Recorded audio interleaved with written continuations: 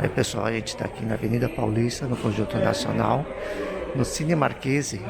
Vai acontecer agora a exibição do filme Marighella e depois a entrevista coletiva com o diretor e a equipe. Vamos conferir.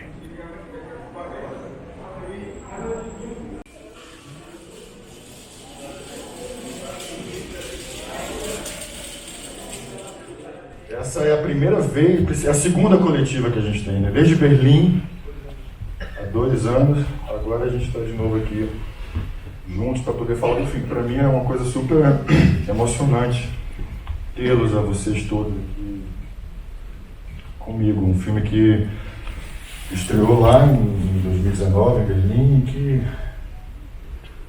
passou por muitos festivais no mundo, foi muito bem recebido, aplaudido e com críticas consagradoras por onde passou.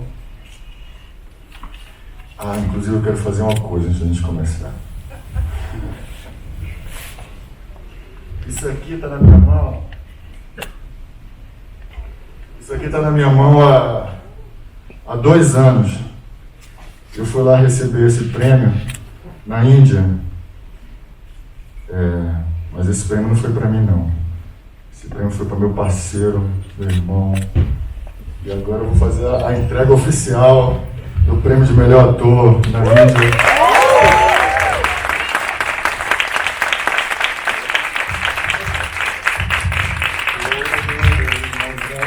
Tem esse negócio aqui indiano, que é um papel, dizendo que é de coisa que não dá para entender nada, mas deve ser vários elogios maneiros para você. Aí, ó. Viva!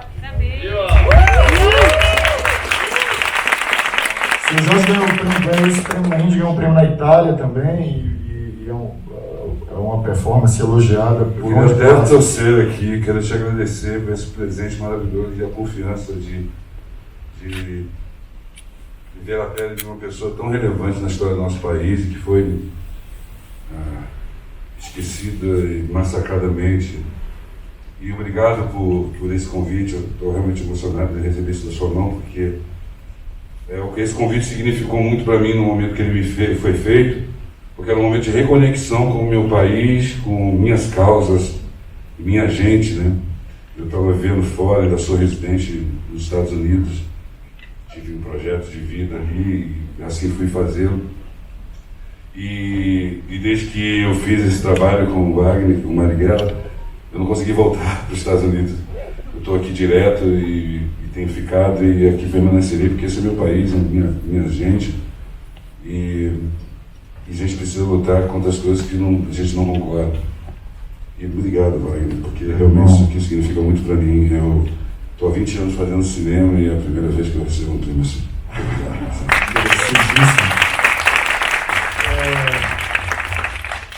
Não, acho que então vamos começar. A gente senta, como vai ser?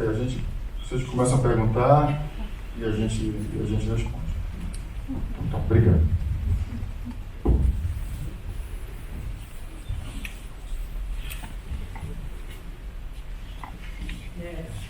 Desculpa, eu quero só fazer um complemento. É dizer que todo esse eu tenho dito muito isso nas pré-estreias. Foi muito angustiante o filme não ter estreado quando queríamos que ele estreasse, né? Foi muito difícil para mim, pessoalmente, isso tudo.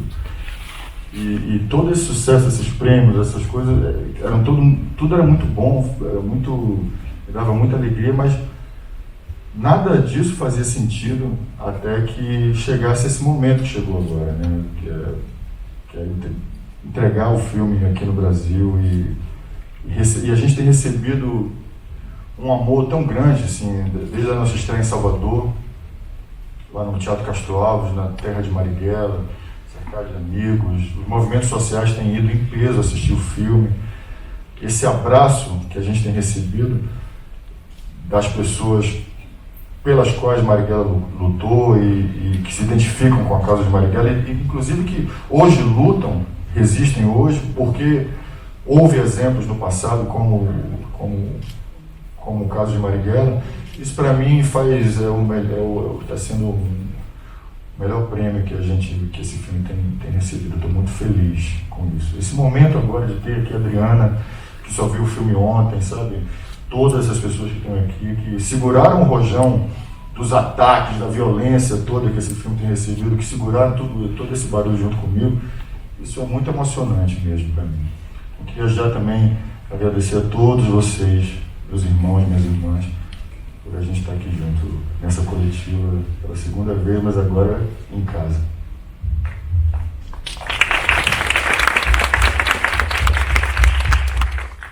Maria do Rosário Caetano, da Revista de Cinema. Eu tinha várias perguntas, mas a Paula está controlando o microfone porque eu tenho fama de prolixa. Eu sou prolixa.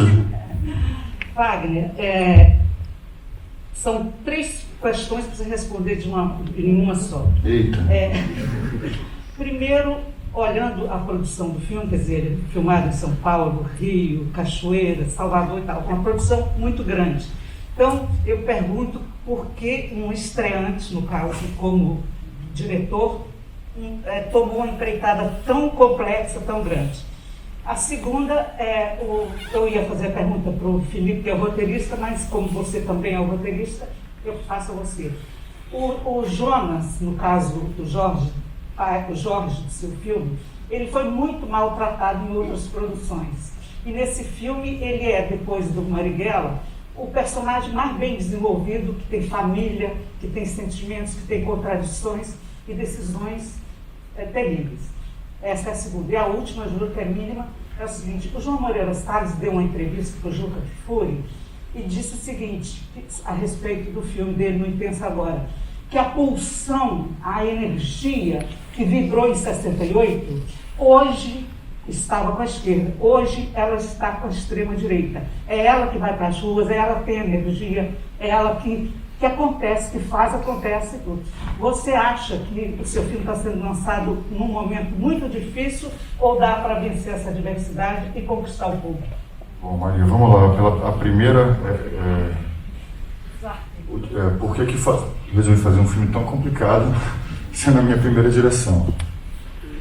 Foi uma mistura, porque eu já tinha vontade de dirigir, eu já estava no momento que eu queria dirigir um filme, mas eu pensava que eu ia fazer um filme mais simples, assim, que eu ia fazer um filme...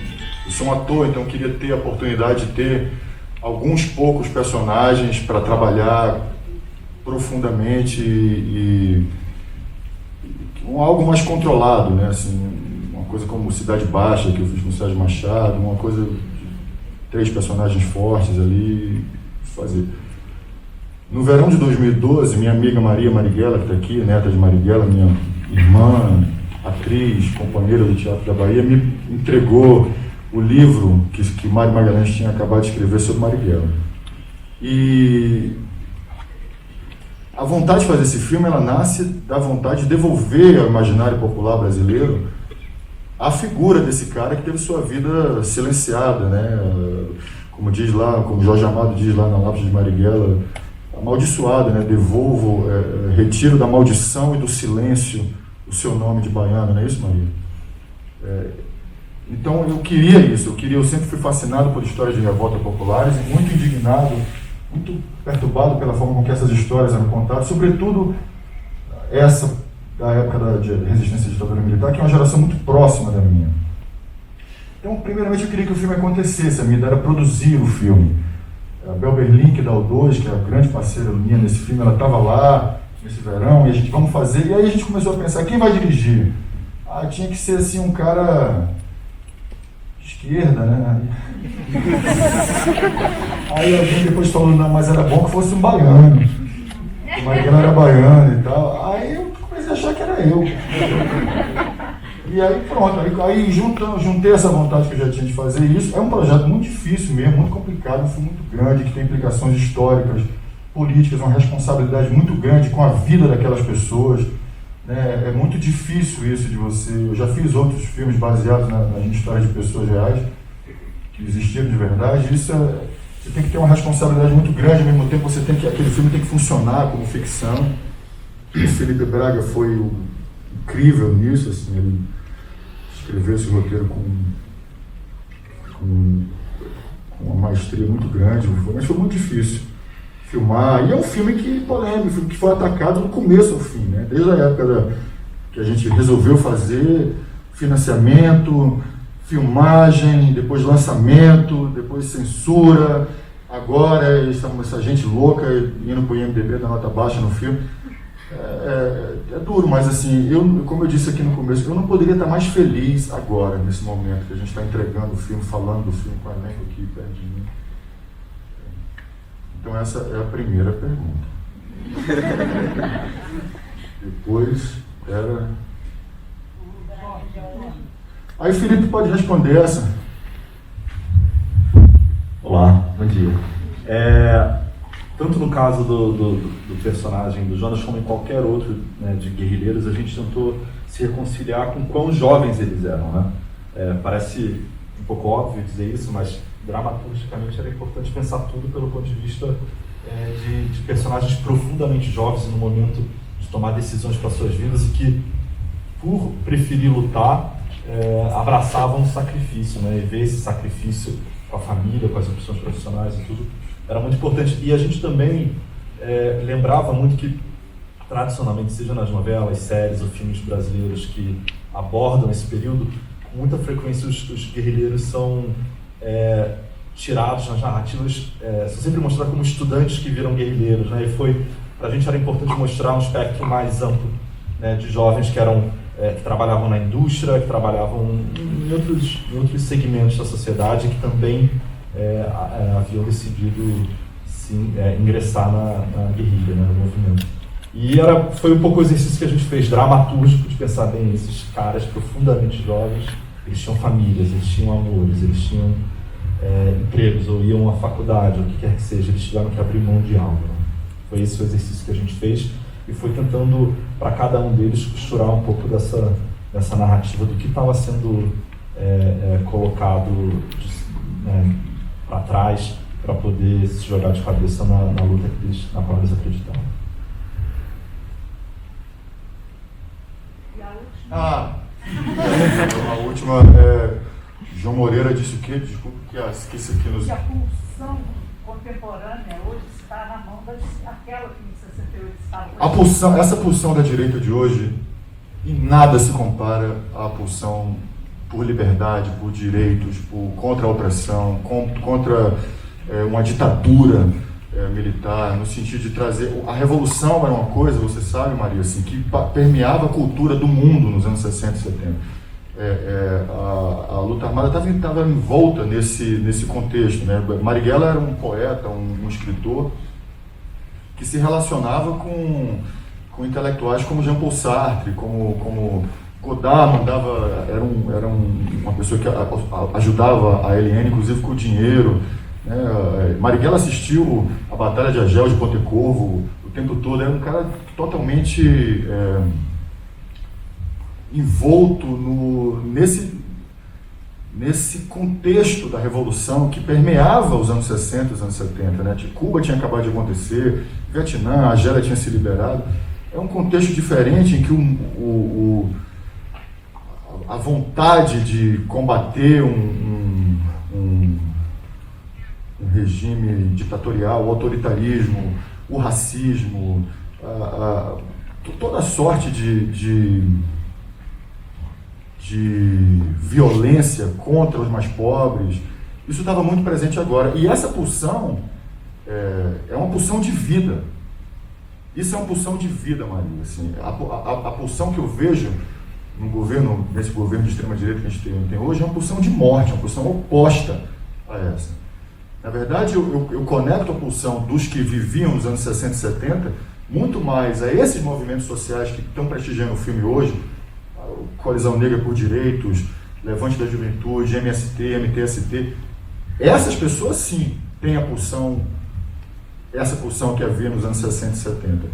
Essa extrema-direita, não. Discordo completamente de João Moreira Salles.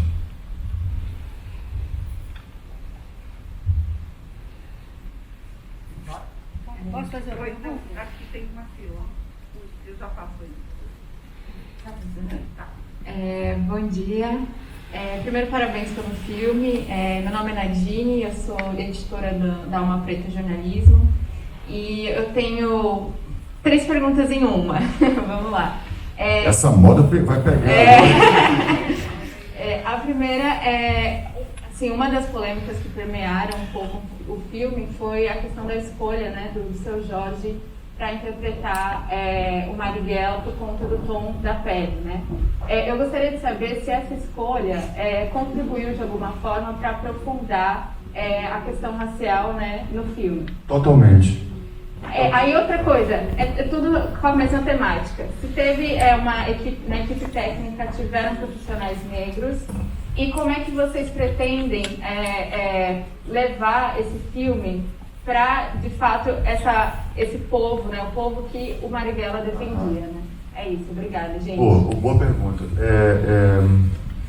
É engraçado, assim, a história do Seu Jorge como Marighella, eu já contei algumas vezes, assim, é público que minha primeira opção para fazer Marighella tinha sido o Mano Brown, que eu via o Brown como, simbolicamente, Brown para mim representava muito o que Marighella era, um poeta, lutador, sabe, um homem que não fazia concessões, um homem, enfim. E tinha coisa, falando de tom de pele, eles tinham, Brown e Marighella tinham o mesmo tom de pele, porque os dois são filhos de mulheres negras com homens brancos. Quando Brown saiu do projeto, eu te confesso que eu só pensava que eu precisava ter outro ator negro, porque Marighella era negro. Marighella era um homem negro. A mãe de Marighella nasceu em 1888, o ano da abolição da escravidão, o ano que o último país do mundo ocidental aboliu a escravidão. Os avós de Marighella eram escravos sudaneses, malês, o Yorubá e Malê, que foi a galera que deu mais trabalho para os senhores de engenho no Brasil, porque eram pretos muçulmanos que onde estavam, nos seus países de origem, estavam muito acostumados a revoltas e a insurreições populares, e que eram extremamente bem educados, eles sabiam ler, tinham noções de matemática, coisa que os seus próprios senhores de engenho aqui não tinham. Então os malês, na Bahia sobretudo, foram os que mais se insubordinaram contra a escravidão. A revolta dos malês é a maior de todas no Brasil. Desconectar essa herança de Marighella, da luta desse cara que cresceu na Baixa Sapateiro, região pobre, cheia de pretos em Salvador, desconectar essa herança de insubordinação à figura de Marighella me parece um desserviço à figura dele. Então eu sempre quis buscar, na época eu pensava, não, eu quero um ator negro para fazer Marighella, eu não vou repetir o embranquecimento clássico eu não pensava nem nisso, cara, eu pensava assim, tem que ser alguém ou da cor de pele de Brown, que tem uma pele igual a de coisa, ou alguém mais escuro. Para mim, Brown, Jorge e Marighella são 3 homens negros. E aí, fizemos. E eu não pensei bem, assim não aprofundei essa reflexão. Para mim era muito simples. Quando vieram os ataques racistas à cor de pele de Jorge, quando a gente lançou o filme, que eu comecei a aprofundar meu pensamento sobre isso, eu falei, cara, eu acho que eu acertei, mesmo que não tivesse tanta consciência na época, eu acho que eu acertei quando eu empreteci Marighella e reafirmei a negritude de Marighella. Eu fiz o caminho oposto da história toda do audiovisual brasileiro, que é o de embranquecimento dos personagens. Essa síndrome de escravizaura que o Brasil tem. Então eu acho que eu terminei acertando meio que sem querer. E para mim é muito importante que os movimentos negros, e respondendo a sua outra pergunta, a Coalizão Negra por Direitos tem estado presente em todas as pré-estreias do filme, dizendo, esse cara, esse homem, porque Marighella teve sua história apagada pela narrativa oficial do Brasil, assim como a história de outras revoltas populares no Brasil, são revoltas de gente que veio de pobre, das camadas pobres da sociedade, muitos deles negros, indígenas. Essas revoltas contra o poder são contadas pelo poder. Eu li coisas absurdas quando eu estudei durante a ditadura militar em escolas públicas no interior da Bahia. Eu li coisas barbaridades. Então, o fato da história de Marighella ter sido mais uma história apagada, e que essa história seja a história de um homem negro, sabe? E que hoje, que os movimentos sociais, sobretudo que o movimento negro, identifique Marighella, um cara que foi um lutador pela liberdade, um lutador pela democracia, um lutador pelos direitos sociais, um lutador pelas causas dos mais pobres, dos trabalhadores. Um homem, uma criança negra, identifica esse cara, olha, esse cara é negro, esse cara foi um cara foda na história do Brasil, a mim me dá muita alegria. Olá, eu sou jornalista há muito tempo e queria fazer também 3 perguntas para ficar na moda. Uma delas, a primeira, é o meu interesse como jornalista há muito tempo sobre a censura, que a gente que está na imprensa está vivendo isso o dia inteiro. Eu queria saber como é que foi essa censura para você, se alguém falou alguma coisa, se escreveram alguma coisa, se quando bloquearam o filme, como é que foi isso? Como é que você soube disso? Primeira coisa. A segunda, eu queria saber se as pessoas que viram o filme lá fora, nesses festivais e tal, se relacionavam com o Brasil de hoje. Quer dizer, se as pessoas estavam situando a coisa. E a terceira é sobre a igreja, porque os dominicanos tiveram um papel fundamental nessa história toda, inclusive foi o Frei Tito que entrega ele, enfim, involuntariamente se mata depois, né? Como é que você vê essa relação da igreja hoje, a igreja evangélica, agindo exatamente do outro lado, reforçando aquilo que a Rô falou, né, da extrema-direita? Ótimo, eu acho que agora a gente pode começar a dividir um pouco essas perguntas para as pessoas, para não ficar, né? Eu acho que essa pergunta sobre a igreja é uma pergunta muito boa para o pastor Henrique responder, né? A pergunta sobre a censura, acho que a Andréa Barato, produtora do filme, pode responder. Eu tenho falado bastante sobre a censura, eu não tenho a menor dúvida que Marighella foi censurado. Os pedidos negados pela Ancine, feitos pela 2, eram pedidos corriqueiros, que foram negados num momento em que Bolsonaro falava abertamente sobre filtragem na Ancine. Ou vai ter filtragem na Ancine, ou a Ancine tem que acabar. Que não foi só com a gente, era uma época que falava que Bruna Surfistinha é um filme que não podia ter, editais LGBT eram cancelados inexplicavelmente, o Crivella, nessa mesma onda, cancelou umas HQs que tinham os caras beijando na boca. Enfim, era um contexto. Os filhos de Bolsonaro foram para o Twitter imediatamente comemorar as negativas da Ancine, mas acho que a André pode falar melhor sobre isso, mas o pastor Henrique pode falar sobre a coisa da pergunta das igrejas e depois a André fala. Alô, som. Vocês me ouvem? Bem, alguns aspectos, rapidamente. Primeiro, eu quero registrar a coragem dos freios dominicanos na luta contra a ditadura. Eles se colocaram ao lado da causa da justiça social, da liberdade e da democracia. Vários deles foram violentamente torturados, colocando em risco a sua vida, a sua integridade física, em prol da democracia, do combate à ditadura. Então, acredito que o registro histórico que tem que ficar é freis dominicanos, discípulos de Jesus de Nazaré, corajosos, que colocaram a sua vida à disposição de uma causa de liberdade. Então, acho que esse é um registro importante, que o filme consegue, inclusive, dar visibilidade à audácia, à ousadia, coragem, fé engajada desses freis dominicanos. Eu olho para eles pelo espectro da coragem. Sobre a igreja evangélica, 2 aspectos muito rapidamente. Primeiro, o filme também devolve Jesus à sua origem histórica. Jesus de Nazaré, da periferia, Jesus que foi vítima de violência, Jesus que foi preso, torturado e executado pelo Estado, Jesus que foi vítima de ódio, Jesus que foi, lamentavelmente, embranquecido, tanto na epiderme quanto na existência, pelo olhar do colonizador. Imagina o constrangimento de um Jesus negro num país colonizado pelo um cristianismo hegemônico eurocêntrico. Então, resgatar não só a pele, mas o território, não só o território, mas o corpo, não só o corpo, mas a causa, não só a causa, mas o sonho de um homem que foi crucificado, eu acho fundamental. né? Herodes, o governador da época, era um genocida, mandou matar os meninos da época, era extremamente violento, e Jesus viveu numa lógica de fora Herodes. Não sei se vocês estão entendendo.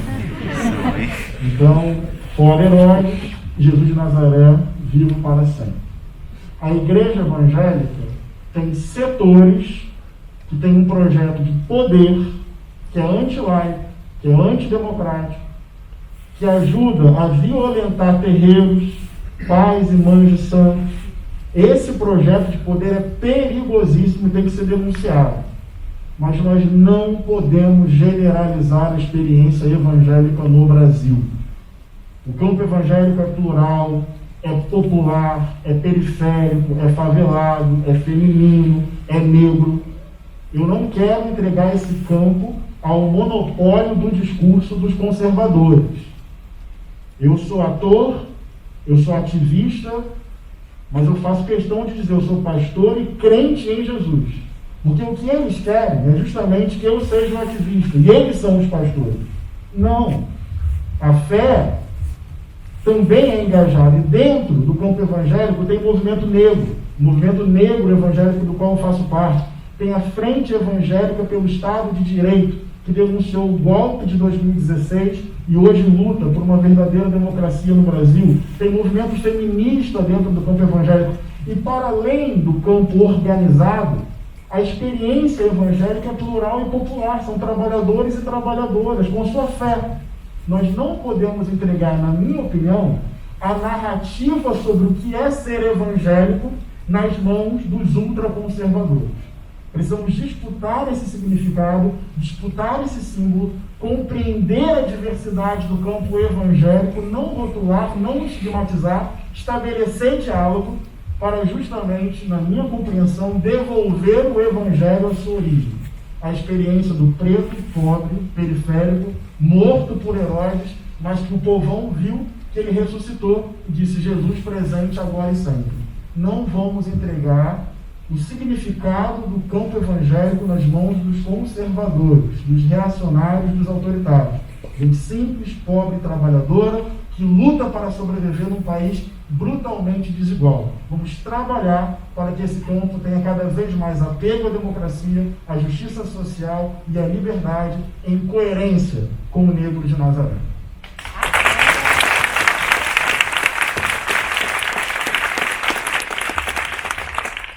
Fora Herodes.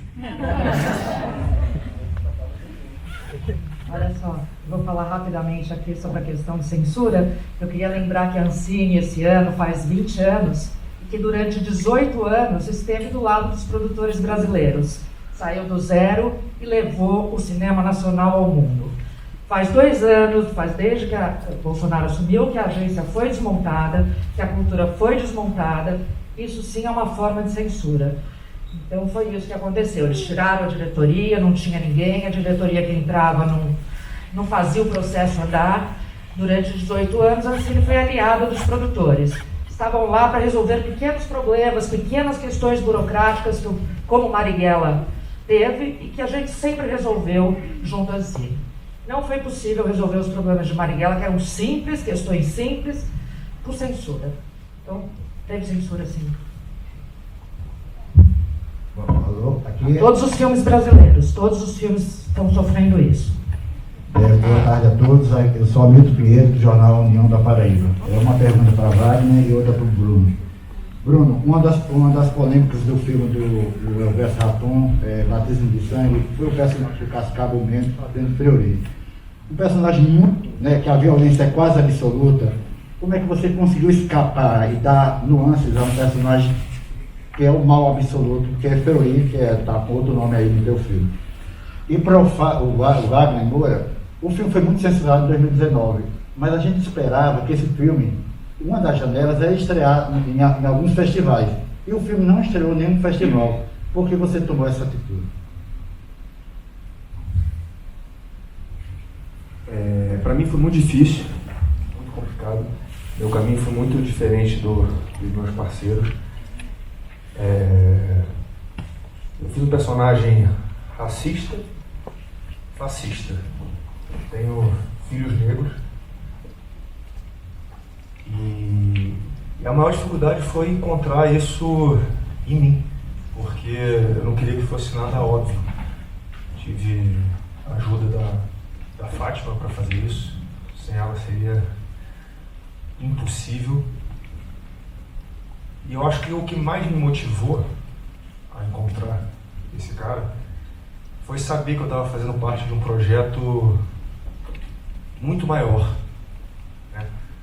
Não era só artístico. Aí eu tinha consciência que era também político, sabe? Era a minha forma de poder ajudar e me encontrar. Eu acho que foi assim que eu fui encontrando qualquer resquício que eu podia encontrar de humanidade naquele cara. E vi que hoje está cheio de gente assim, né? Eu vejo o Lúcio que eu fiz em vários lugares, em vários momentos. Principalmente porque eles realmente acreditam no que eles estão fazendo. E isso foi muito doloroso para mim, muito. Mas eu fui em busca disso, dessa humanização do desumano. É isso. Você diz porque o filme não estreou em nenhum festival no Brasil antes de estrear? Já que estava tendo censura, né, do governo federal, não foi dos festivais, foi o filme como janela, até para trazer a história tão importante desse personagem. E por que você evitou os festivais do Brasil? O filme não estreou em festival nenhum. Não evitamos os festivais no Brasil. Eu acho que André pode até me ajudar nessas coisas. A gente não evitou festivais, a gente estava com o filme embargado e a gente tinha uma data de lançamento do filme. Inclusive, a gente, durante a Semana da Consciência Negra em Salvador, a gente fez questão de mostrar o filme no ano passado, exibir o filme. Acho que havia uma coisa de janelas, me ajuda com isso, André. Mas a gente não evitou nenhum festival. Foi isso mesmo, nós não evitamos nenhum festival, tinha a data ali de lançamento, a primeira vez foi adiada por questões burocráticas da Ancine, e depois nós adiamos por causa da pandemia. Teve a pandemia. Acho que esse ano de pandêmico aí não deixou que a gente cumprisse uma agenda de festivais, enfim. Foi meio por aí. Foi um ano inteiro de pandemia, que também... Em 2019 a gente foi embargado, em 2020 veio a pandemia. Então, e agora a gente queria estrear o filme, né? A gente queria estrear o filme na Mostra de São Paulo, inclusive, esse ano. Mas não rolou, porque o filme já não era mais inédito, não interessou mais a mostra que o filme... Inéditos. Muitos festivais só aceitam filme inédito. É complexo o negócio da gente, cara. Pensa que é um filme que estreou em 2019. A própria mostra não quis o filme, porque o filme não era inédito mais. A gente não evitou nada, não. A gente foi evitado. Olá, bom dia. Meu nome é Fernanda Forgerini, sou repórter do site Opera Mundi. Prazer estar aqui com vocês. Eu queria perguntar para o seu Jorge, você comentou no começo aqui da nossa coletiva, essa volta para o Brasil.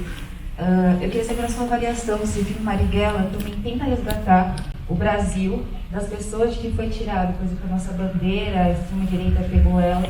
E eu pergunto isso em relação ao próprio filme, no final dessa cena, cantando o hino, e também após a morte do Marighella, a ex-esposa falando que ele amava o Brasil. Gostaria de saber a sua avaliação também em relação à própria sua vida pessoal, assim, nesse sentido. O filme Marighella te ajudou a resgatar e se o filme espera que também as outras pessoas resgatem esse patriotismo de que foi nos tirado desde 2016, podemos dizer. Obrigada. Bom, já fazem menos 20 anos eu viajo pelo mundo promovendo a música brasileira, né? Tentando promover o máximo que dá, inspirado pelos grandes mestres da música popular brasileira, como Tom Jobim, João Gilberto. E nesse processo, que a música me permitiu, eu venho encontrando uma admiração muito grande pelo nosso povo, por nossa cultura, pelo Brasil, né? Pessoas do mundo inteiro sempre se interessou de alguma forma, torcer pela gente. Em um determinado momento da minha vida, eu tive a oportunidade de fazer um trabalho fora e com isso eu necessitava de viver um pouco. Eu fui para os Estados Unidos e assim levei meus filhos se adaptaram e assim decidimos ir ficando. Mas na medida que a demanda aqui no Brasil me pedia para voltar, eu voltava, fazia as minhas coisas. Também tenho família aqui, irmãos, mães, sobrinhos, pessoas com qual eu me importo e cuido. Mas essa ida e vindas e idas, ela sempre estava permeada pelo compromisso dos trabalhos que eu tinha que fazer. Quando eu recebo o convite do Wagner, já lá em Los Angeles, inclusive, quando eles se encontramos na minha casa lá, ele me convida para fazer esse projeto.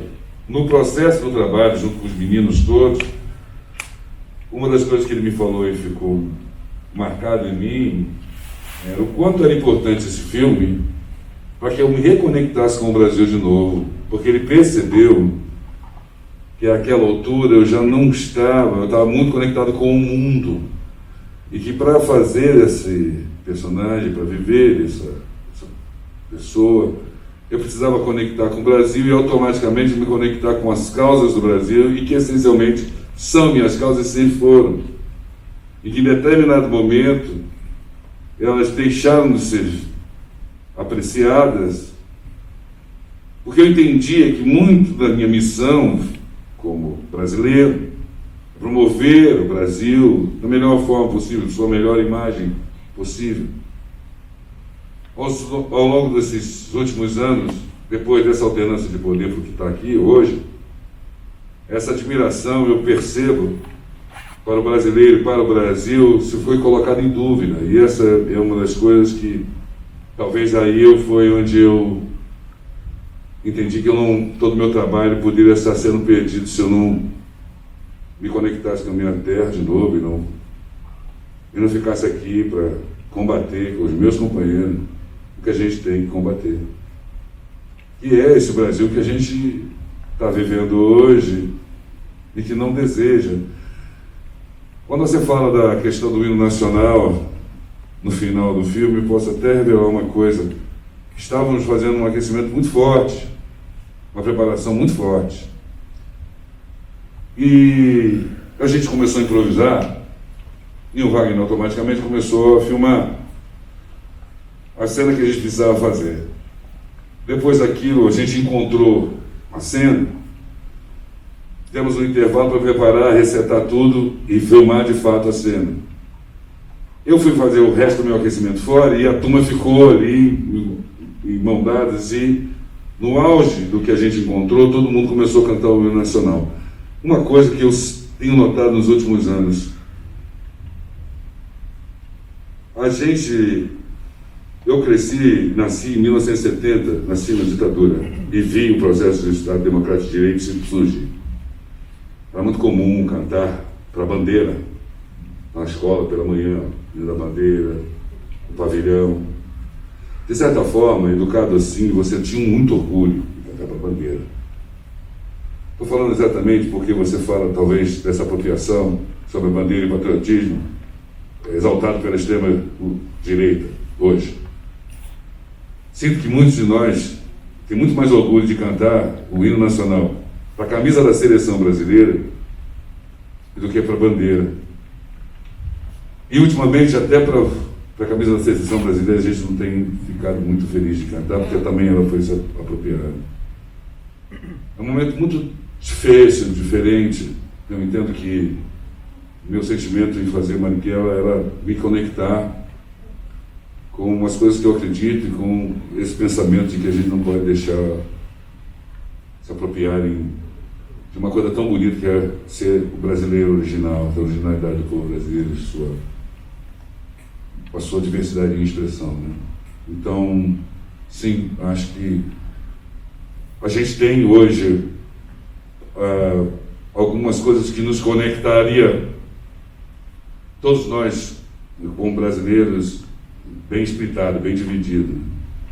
O hino parece que foi uma das coisas que a gente perdeu, a bandeira. Parece que boa parte dos brasileiros perderam a sua conexão com esse Brasil. Sim.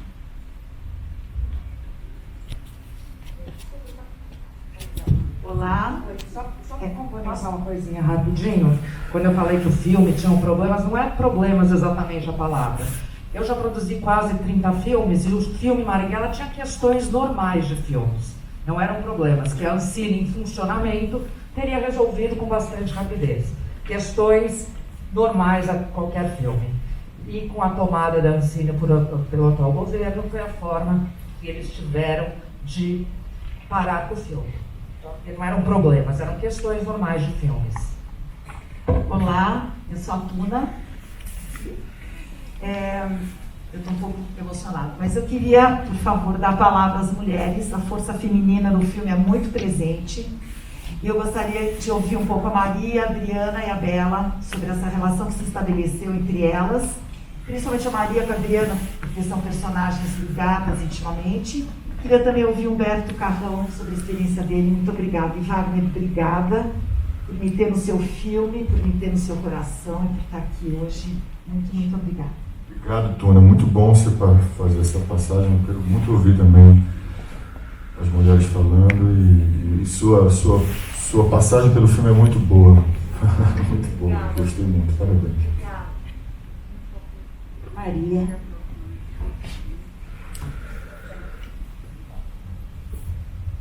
Bom, engraçado porque nós não nos encontramos, né? Então, embora tenha esse marco, eu estava conversando com a Adriana, antes de responder a relação com o filme, queria contar um pouco disso. Wagner faz um corte na morte de Marighella, que ele junta essas duas mulheres. Nós não nos encontramos no set, nós não nos encontramos. Aliás, tivemos um encontro muito rápido, assim, uma das filmagens, mas são mundos, né, muito distintos, em cidades muito distintas, e até queria fazer uma provocação da primeira pergunta, por que Wagner vai para Bahia, vai para Rio, vai para São Paulo, vai para todo, né, como estreante. Gente, porque Marighella estava aí, né? Ou seja, porque ele tinha que ir atrás desse personagem, né? Circunscrever Marighella a um aparelho não ia dar. Então, Wagner teve a coragem de assumir Marighella em seu tamanho. Parabéns. E quando nós nos encontramos, Wagner, em algum lugar, porque Wagner, assim, desde lá do teatro, né?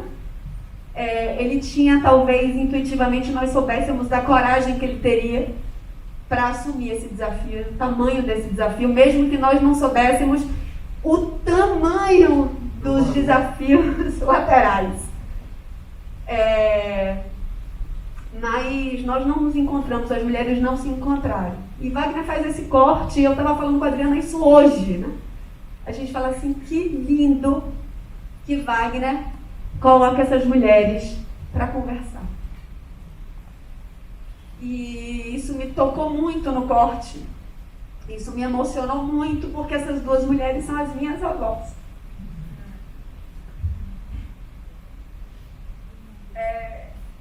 Mas uma é a Bela, né, que é essa jovem guerrilheira que encarna as jovens mulheres guerrilheiras do filme.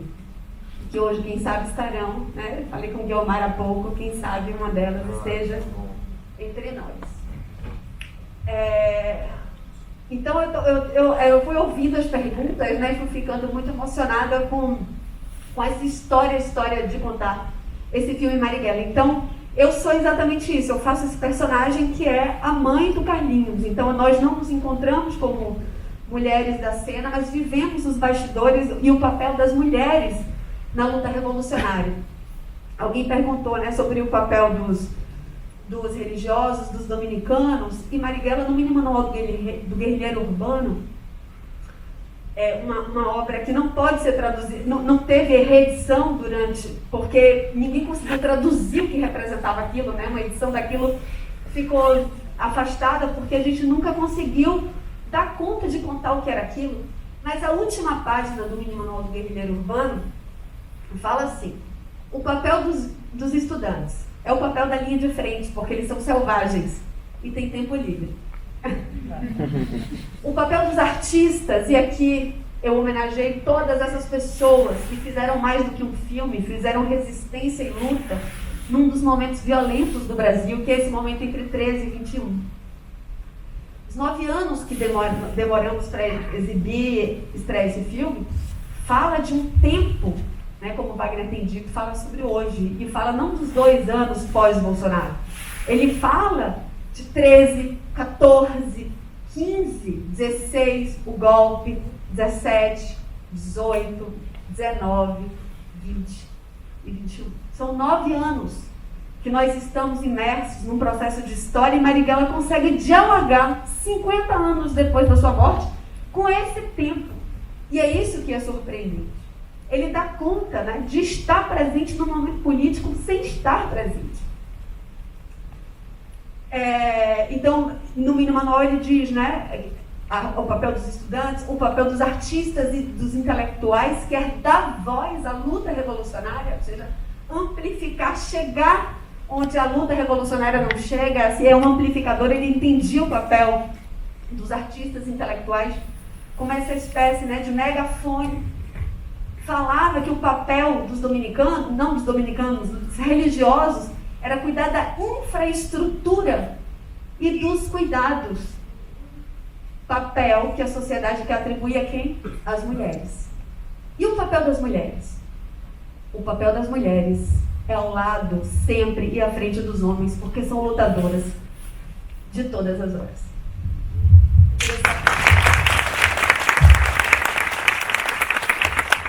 Complementar que a LN, né, o grupo de Marighella, era o que mais tinha presença de pessoas pretas e de mulheres também. Então, fiquei muito feliz de representar essas mulheres da luta revolucionária. E isso que Maria falou, apesar de ser um filme de época, para mim fala de uma coisa muito atual, que é a resistência, que é a luta, a resiliência, esse grito que Marighella acendia de liberdade, de fazer alguma coisa, não ficar apático.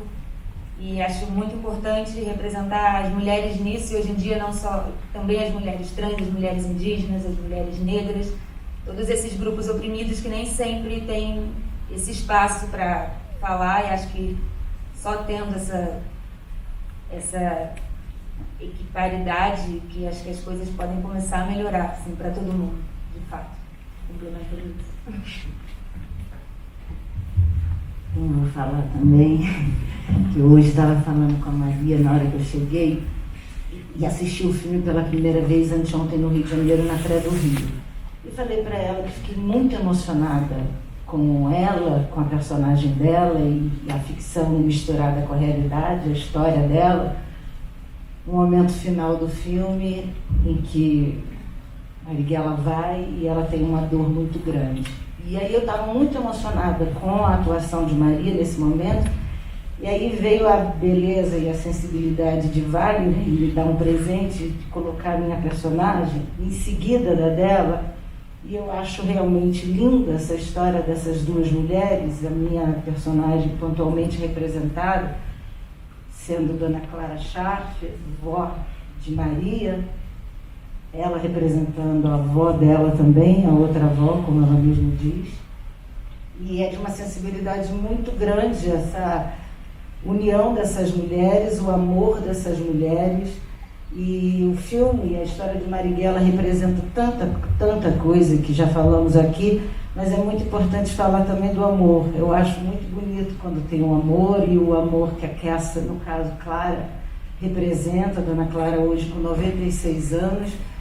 Se você vai na casa dela, que eu tive a honra de conhecer, graças a Wagner ter me levado lá, Marighella está vivo dentro da casa dela.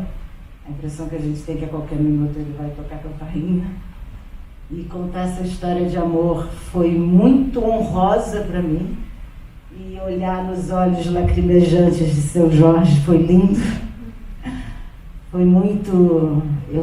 Aí eu levei meu filho de 15 anos para assistir o filme, o Vicente. Me deixou um recado. Quando terminou o filme, ele falou: mãe, eu não vou falar nada agora, que eu estou sem palavras, mas eu queria te dizer que eu estou muito feliz de você estar aí. E ele ter me falado isso, só para mim, e que eu fico muito feliz dele ver o quanto é importante estar ali. E eu espero que o filme tenha essa importância para todo mundo que vai assistir e veja o quanto no nosso momento é importante estar ali, naquele filme. Esse é o meu patriotismo. A Adriana falou de Vicente, eu não conheço o Vicente, embora ele seja filho de Vlad, meu amigo, né? Um amor da minha vida. O avô de Vicente chama Arthur Bristo. E quando terminou a sessão, porque o avô dele viu a sessão na Bahia, e ele estava devastado porque ele foi preso por Fleury. Eu tenho insistido na tese de que as nossas vidas, né, foram radicalmente atravessadas pela experiência. Independente de nós, cada um, ninguém sabe onde vocês estiveram nessa cena, mas todos nós somos sujeitos da história e nós precisamos nos perguntar onde eu estava na história. Só que onde a gente está na história não é um estado estático. A história, cada um está na cena, mas a gente pode se mover na cena. E eu quis falar isso, Adriana, para a gente ver que são ecos. Vicente não viu seu avô, mas eu vi. Eu precisava fazer essa edição para Wagner aqui mesmo. Porque o avô de Vicente, que viu no Rio, estava na Bahia, devastado, porque foi preso por Fleury. O pai dele foi feito na cela 7. Vlad diz, conta muitas histórias que foi feito na cela 7. Arno foi torturado, apanhou muito, né? O Mário conhece a história, Mário Magalhães conhece a história de Arno. E eu só para fechar essa coisa das mulheres no filme, assim, são mulheres incríveis, atrizes incríveis. A Eliane foi comandada por uma mulher, o GTA da Eliane, o grupo tático armado da Eliane, foi comandado por uma mulher por muitos anos, por Guilmar. Espero que ela venha hoje assistir o filme. Ela esteve conosco, conversou com o elenco. E eu acho muito bonito também, eu acho muito significativo e não por acaso que o meu filme, a gente fez um filme esperançoso. Ele é um filme de esperança, ele não é um filme ele é um filme duro, ele é um filme cru, mas é um filme que aponta para a esperança, que aponta para a passagem dessa semente plantada por Marighella, plantada lá pela resistência dos malês, por Canudos, por todas as resistências populares no Brasil, Marighella, e para quem está resistindo agora, como a gente falou. Eu acho muito bonito e significativo que a única sobrevivente no nosso filme, daquele pequeno grupo da Eliane, seja uma mulher. Que o filme termine com Bela olhando para a câmera, sabe? E depois tem aquela cena, né, também de uma criança, de um garoto, de um jovem, que vai, não vou ficar explicando cena, mas eu acho bonito essas duas cenas de dois jovens e dessa jovem sobrevivente daquele grupo ser uma mulher. Eu sempre pensei muito nisso. Memória, João, tem que lutar por seus direitos, é um defeito que mata. Falta a resposta do Carlos.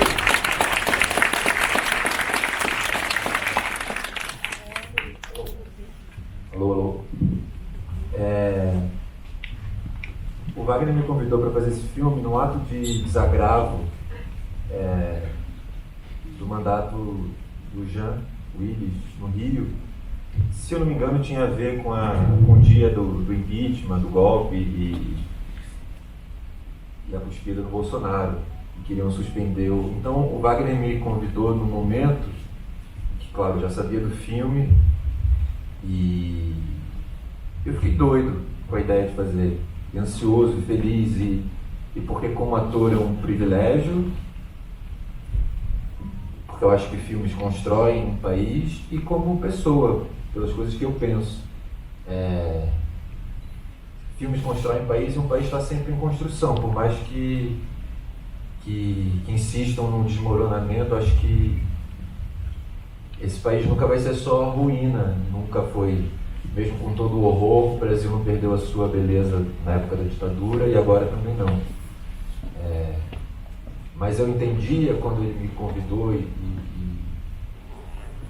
continuo entendendo que depois de 21 anos de ditadura, a única coisa que pode sobrar é a certeza de que a gente não deve viver aquilo outra vez. E nesse sentido eu acho que o Brasil tem uma responsabilidade, Marighella faz parte disso, o filme, inventar um Brasil mais interessado na sua história. Eu estudei numa escola maravilhosa do Rio de Janeiro, super incrível, privilegiada, e eu não tenho a menor lembrança da época de estudar a ditadura. Menor. Não foi marcante para mim. Se a gente olhar para os nossos vizinhos, a ESMA, em Buenos Aires, por exemplo, os centros de tortura são centros de reflexão, de pensamento. Você não passa em nenhum lugar em Buenos Aires que aconteceu tortura e não tem ali uma placa. No Brasil, não. O lugar das torturas continua sendo o local dos batalhões da Polícia Militar. A tortura, claro, sempre existiu e continua existindo no Brasil. Os torturadores anistiados. Então, eu acho que a tarefa é longa e fazer um filme, lançar um filme nesse momento faz parte dessa tarefa da gente inventar esse Brasil mais interessado. Porque enquanto a gente não faz isso não é só uma coisa de artista, isso é uma coisa que o Estado tem que fazer, porque enquanto a gente não faz isso, eles continuam sem conhecer os personagens da sua história, entendendo quais eles devem odiar, Paulo Freire e Marighella. Então, nesse sentido, eu acho... Eu lembro perfeitamente de eu fazer piada no carro indo filmar, eu falar, esse filme vai ser lançado, vai ser censurado, aí não vai... Então assim, a gente filmou vendo o horror que estava para chegar, ele foi lançado em... Se divertindo com isso até, né? Você fazia mesmo, me lembro disso. Foi lançado com o horror já instalado, mas ao mesmo tempo agora ele vem num momento em que me parece que a gente tem tudo para transformar esse país num lugar luminoso de novo e para empurrar o horror para fora. E lançar um filme como Marighella tem a ver com gerar consciência, pensamento crítico e não permitir que torturadores sejam eleitos presidentes do Brasil novamente.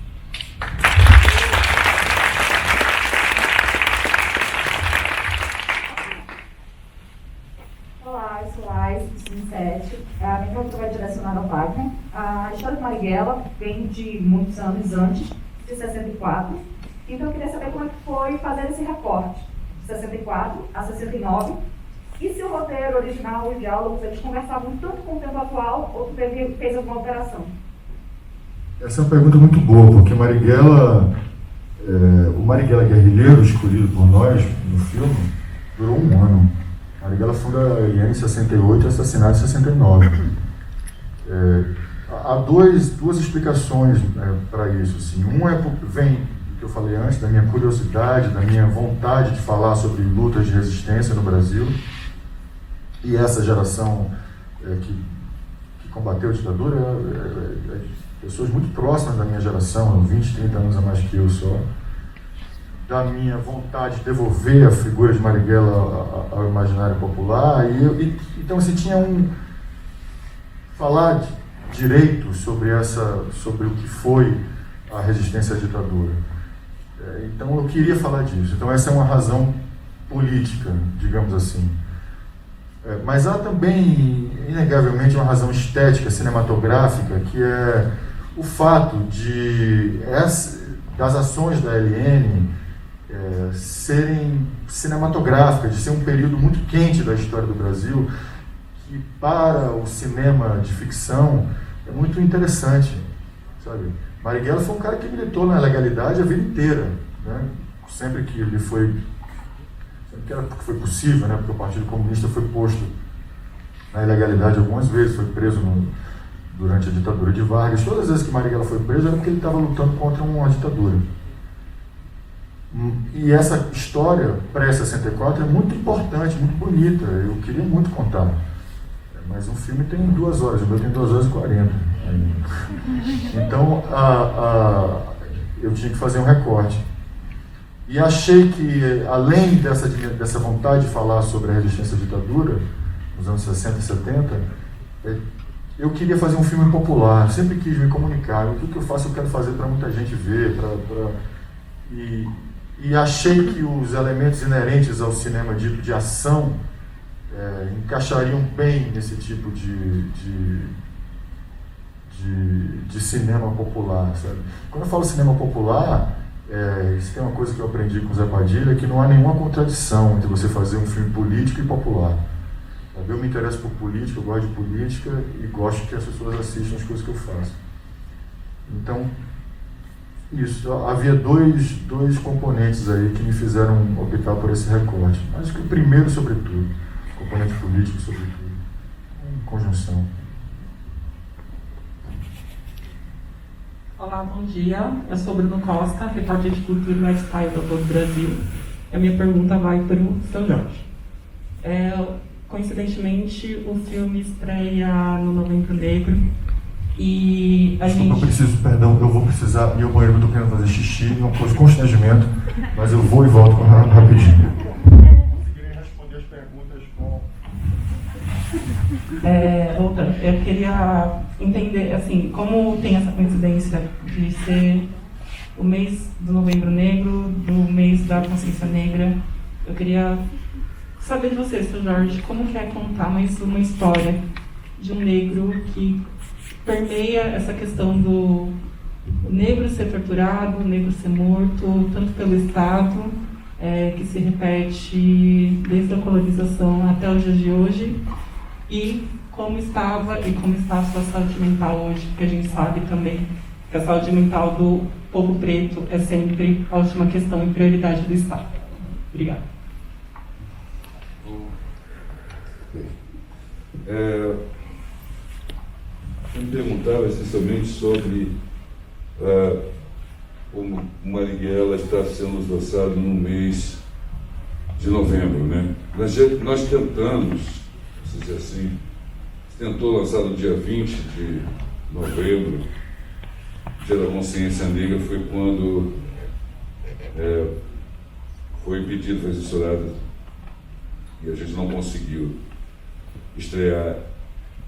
Já era uma intenção, eu acho que do Wagner, da produção, né? Era uma coisa que havia sido pensada antes,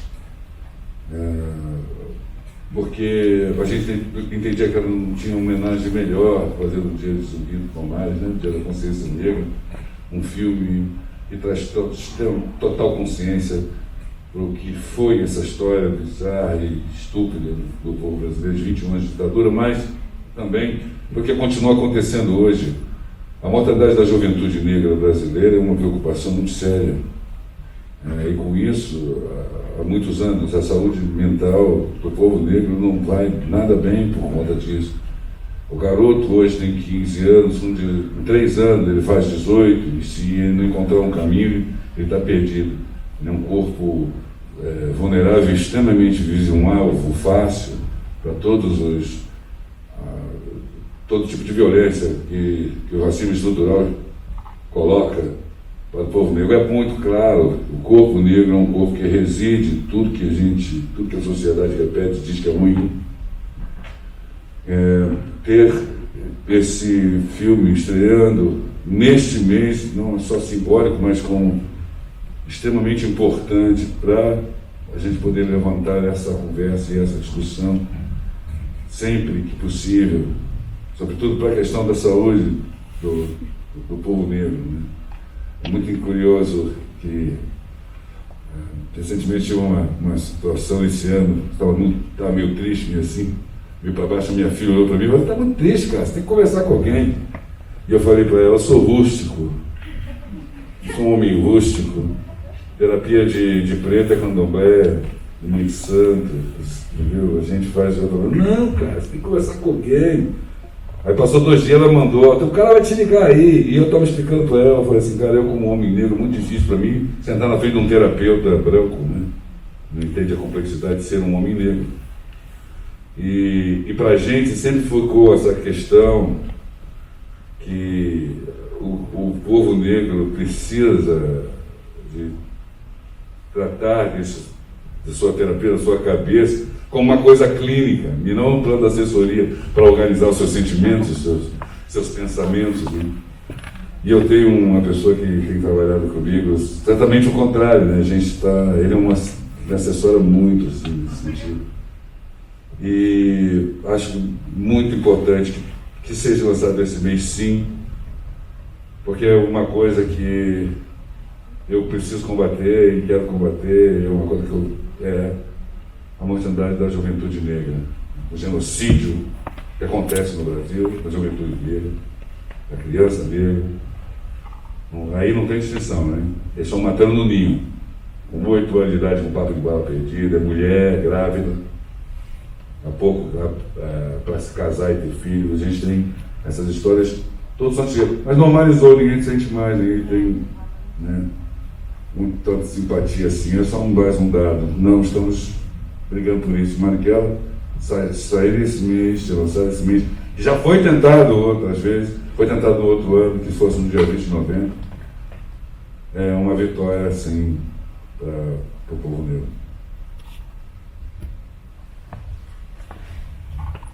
Boa tarde a todos. Primeiro eu gostaria de parabenizar essa equipe linda, né, por esse filmaço. Agora a gente tem, né, a oportunidade de desfrutar nessa estreia tão sonhada e ao mesmo tempo tão suave. Meu nome é Viviane Pistache, eu sou colaborador do Portal Agradece e também trabalho com roteiro. Talvez como roteirista eu vou fazer essa pergunta. Como o filme é uma adaptação, né, queria ouvir vocês um pouquinho sobre esse processo de adaptação de uma obra tão fundamental, tão robusta quanto a do Mário. E queria ouvir um pouco também a Maria, no sentido de como é que é assim, esse processo seu de vivência, né, de colocar para o mundo, revelar questões do biografado que é tão íntimo e próximo do você assim. E aí, vocês também, né, o roteiro tanto Wagner quanto o Felipe, comentassem um pouco esse processo, essa complexidade de trazer humanização para esse processo histórico, né, esse processo dialético, de colocar, né, pele, carne, vida e contradição e virtudes e defeitos nessa figura que é tão importante historicamente para a gente. Desculpa, como é seu nome? Viviane. Vivi? Eu mesmo. A gente não conhece as pessoas por máscara, mais Vivi. Pois é. Vivi foi uma colaboradora nossa, nos ajudou muito no roteiro do Marighella. É roteirista, trabalhou na O2 e foi uma grande colaboradora do filme, não conhecia com a máscara. Felipe podia responder essa pergunta. Essa palavra, acho que o mais importante ponto de origem do trabalho todo foi a obra de Mário Magalhães. É uma obra monumental, até por aquelas razões que Wagner dizia, vem de pai e mãe de Marighella até a sua morte, né? Então está construindo ali algo como 80, 90 anos. Agora, o livro tem uma epígrafe que foi muito recorrente ao longo do processo todo, uma epígrafe que diz no início era tudo ação, né? E essa palavra ação, logo de cara a gente sabia que era um norteador importante para a composição do roteiro, do ponto de vista dramatúrgico, mas também em termos de gênero, né, de qual filme estava sendo feito cinematograficamente, né? E essa palavra ação vinha e voltava, a gente começou a conversar e entrevistar alguns membros da LN, que Maria muito carinhosamente foi, né, tecendo ali um círculo de confiança, e a gente de início chegava para eles perguntando, mas o que fez você ingressar no movimento? Aí eles sempre falavam, você não tem que perguntar para mim por que eu fiz alguma coisa, pergunta para os outros porque eles não fizeram nada, né? A ação é óbvia diante da situação, né? Pergunte para os outros porque eles não lutaram, pergunte para os outros porque eles ficaram em casa. Diante da situação que a gente estava vivendo, era um pouco natural que fôssemos a luta. E como Wagner disse numa resposta anterior, essa interação entre o Marighella já meia-idade, com um grupo tão jovem de guerrilheiros ao seu redor, parecia muito interessante, né? Do ponto de radicalismo de tudo que estava sendo sentido ali naquele momento, e a partir desse momento a gente foi costurando essa história. O Wagner teve um método de trabalho com os atores muito interessante, vocês podem perguntar a eles em seguida sobre, né, relação com o roteiro mas a gente tentou fazer uma história que tivesse relações de causa e consequência bem urdidas, para que eles depois pudessem construir algo em cima. Os melhores diálogos do filme não estavam no roteiro foram eles que escreveram e fizeram ali de improviso ou em dinâmicas e conversas. Mas a gente partiu do desejo de fazer um filme de ação, e de um filme que fosse sobre ação e que explicasse por que esses personagens se engajaram naquilo, né? E logo no começo do filme a gente tem essa crise, esse conflito estabelecido ali na discussão entre o Marighella e os companheiros dele, os camaradas deles, né? Dele ainda, né? De Partido Comunista e tudo. E é isso, não fazer nada. A gente, quando começou a mostrar o filme, mesmo entre colegas, alguns viam o filme, viam cortes iniciais, falavam, mas esse filme, vão fechar um cine por causa desse filme, o cinema brasileiro vai acabar com esse filme, porque... Fecharam. Não, e o filme atrasou vários anos. Uma profecia. Não, mas não precisou do filme, né? O filme atrasou vários anos e foi tudo desconstruído da mesma maneira, né? Ou seja, não reagir não é uma opção, né? Foi isso que a gente tentou contar no filme. Vou pegar um caramba que você falou, só para responder até a outra pergunta, antes da pergunta da Vivi, que quando eu falo que o gênero ação é um gênero por excelência popular, e que isso que essa é a minha vontade de me comunicar com as pessoas, o que é verdade, mas eu nunca faria isso se isso não fosse uma coisa absolutamente orgânica dentro do material que eu tinha, né? E assim, Marighella era pura ação. Marighella foi um cara movido pela ação. A LN se chama Ação Libertadora Nacional. O contexto da luta armada, como eu falei, que é um contexto ligado, né, a tudo que estava acontecendo no mundo naquela época, do ponto de vista pessoal de Marighella, tem um desencanto muito grande com a passividade com que a esquerda lidou com o golpe de 64. Ele tinha muita raiva disso, porque ele não queria ficar conversando, não queria ficar reunindo, não queria ficar em reunião para decidir, ele queria resolver, ele queria tomar atitude. Então a ação, no princípio era ação, organicamente está linkada com um dos gêneros. Esse filme é um híbrido de gênero, mas um deles é o cinema de ação. A Maria vai falar. Maria, você vai responder também, né? Quer repetir a pergunta para ela? Eu acho que eu peguei. Esse filme, né? Maria, desculpa que fiquei nervosa, eu fiz a pergunta. Porque assim, você teria algum conselho assim, para quem estiver interessado no gênero de biografia, dos cuidados que você tem que ter com a obra do biografado, né, da família? E, enfim, o que eu te perguntar é um pouco isso, sobre os cuidados com a vida e a obra do biografado, o que representar, humanizando, não apenas mitificando também o personagem. Eu nem sei se eu consigo falar isso, né? Porque não sei quais são os cuidados. Eu sei que... Bom, acho que os cuidados primeiro começam com a ética, né? Assim, Mas eu queria falar um pouco dessa experiência, desse filme. Pode ser, Vivi? Eu posso falar dessa experiência com esse filme mais do que... É muito importante que a gente diga que esse filme é um filme de Wagner Moura. De Wagner Moura, ou seja, alguém que junta essa trupe para fazer esse filme. Então é sobre Marighella, é sobre esse monte de gente, mas é uma obra de ficção. Isso é importante que a gente diga. E tem decisões ali de quem está fazendo arte, de quem está fazendo ficção. E a gente acredita muito na arte. Então é importante, a gente pode falar dos cuidados, mas a gente precisa entender também que a arte precisa cuidado. A arte precisa ser livre. Marighella acreditava. Então existem decisões tomadas nesse contexto que são muito importantes para pensar o papel da arte, né? Então esse filme não é um filme tranquilo para mim. É um filme, não sei se vocês podem imaginar. Wagner me olha de olho, calma, mas não se trata disso, né? Porque eu me emociona muito a fala de Humberto, né? Porque a gente precisa entender o papel da arte, da cultura, da memória, A gente está falando desses outros expedientes que são muito importantes quanto à política, quanto à vida. Então eu queria colocar muito nesse lugar, né, de uma obra de ficção que tem seus compromissos em ser arte, em ser cultura, em se comunicar, em falar ao seu povo, na memória, né, na história, na comunicação.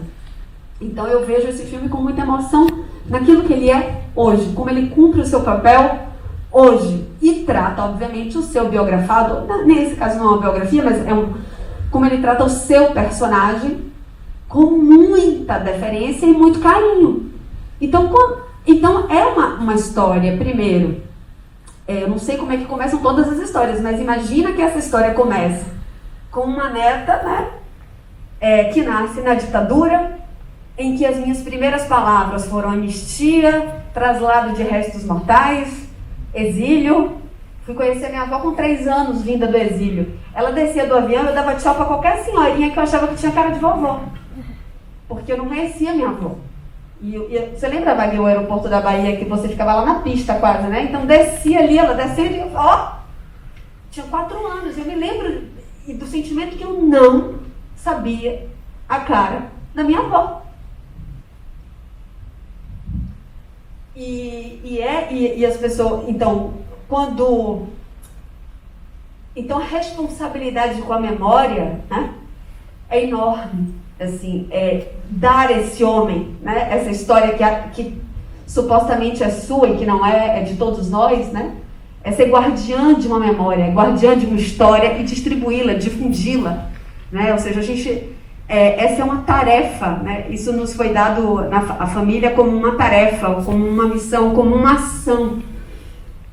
E foi assim que a gente fez, né? Falando, Wagner, primeiro ele me perguntou, e o livro de Mário? Ele estava acompanhando o lançamento e não tinha lido ainda. E eu falei assim, entreguei e falei, e por que você não faz esse filme? E tinha algo da nossa cumplicidade que eu vou abrir, é que a gente tinha muito medo de que Marighella fosse gris, assim, cinza. E a gente tinha na nossa cumplicidade, a gente sabia que ia ter luz, né? Ia ser solar. A gente tinha muito medo, né, de que o revolucionário fosse traduzido nos tons cinzas em que os revolucionários... E eu e Wagner, no primeiro olhar, nós sabíamos qual era a cor daquele filme. E logo o Felipe entrou e sabia que quando ele chegou em Cuba, sem que a gente soubesse, quando ele chegou em Havana, ele sabia que Salvador, estar em Havana era voltar para Salvador. E a gente tinha essa cumplicidade, né? Essa cumplicidade da tonalidade, do que ele sentiu quando... Tinha uma parte do filme grande em Havana, numa época. E foi uma coisa que Felipe trazia. Ele disse, Maria, descobri uma coisa, que quando Marighella chegou em Havana, é como se ele tivesse voltado para uma Salvador que ele nunca conseguia voltar. Então tinha um pouco dessa cumplicidade, sem interferência e sem nenhum tipo de controle, porque a família não tem desejo de ter controle, né, sobre a obra, mas tem essa dimensão da responsabilidade pública, política, com a memória. Mas fazendo essa tradução, então acho que o filme foi muito... O filme, a produção, o André, O2, o Bel, todo mundo que foi entrando, extremamente respeitoso nesse laço, ou seja, de cumplicidade máxima e liberdade máxima, porque eu acho que tem que ter essa confiança que é responsabilidade máxima e tem que ter... A equipe precisa ter liberdade também para fazer suas hipóteses. E seu pai, Maria, ele falou naquela ocasião uma coisa que ele deve falar sempre na sua frente toda, ele disse, estou cansado de meu pai ser tratado como bandido ou como herói. Eu queria que a gente encontrasse o homem, que mostrasse o homem. E foram horas de conversas e horas, e não só com Carlinhos, e com Clara, e com todas as pessoas, e a gente se comprometeu em fazer esse laço, esse vínculo, e a responsabilidade com que essa equipe, né, tratou cada pesquisa.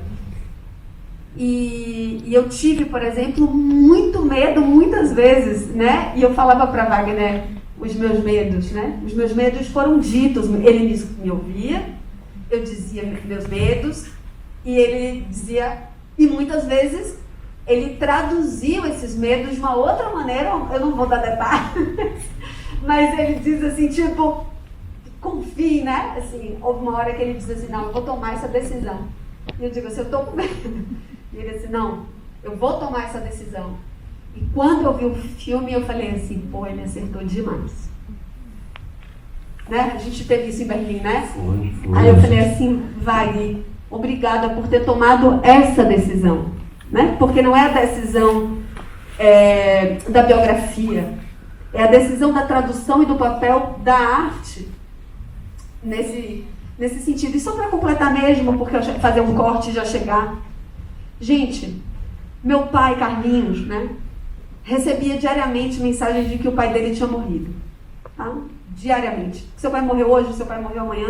Era um garoto sobressaltado com essa iminência, né? Morreu, ele estava em Salvador, Marighella em São Paulo ou em qualquer lugar do mundo.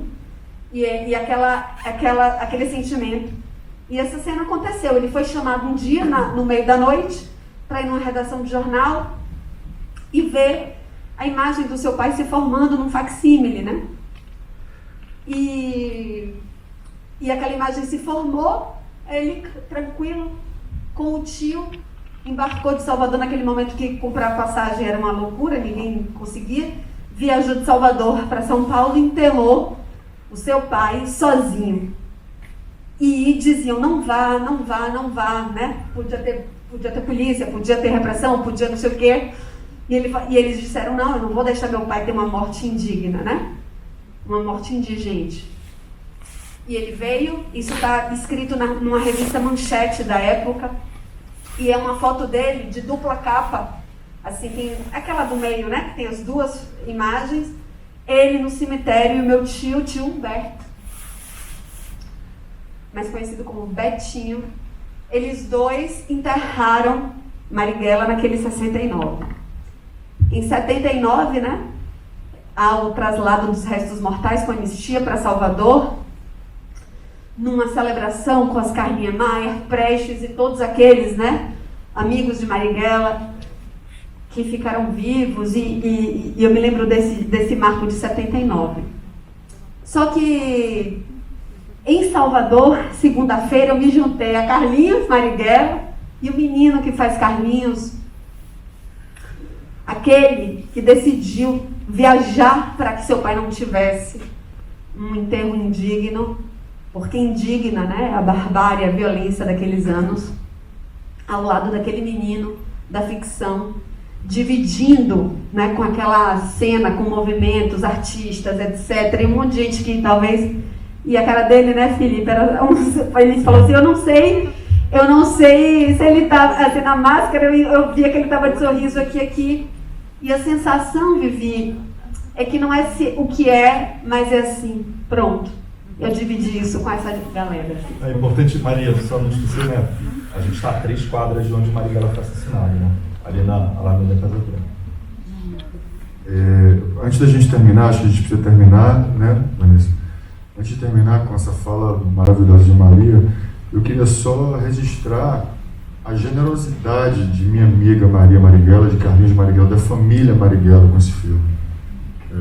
A gente sempre teve conversas muito honestas, muito assim, como essa que ela diz, ela me passava as preocupações dela, eu ouvia sempre, mas Maria e Carlinhos, sobretudo, Ana Clara, nunca interferiram no filme, entenderam que a gente estava fazendo um filme de ficção sobre Marighella, mas quando eu digo um filme de ficção, eu quero dizer o seguinte, esse filme precisava funcionar como um filme de ficção, ele não é um documentário.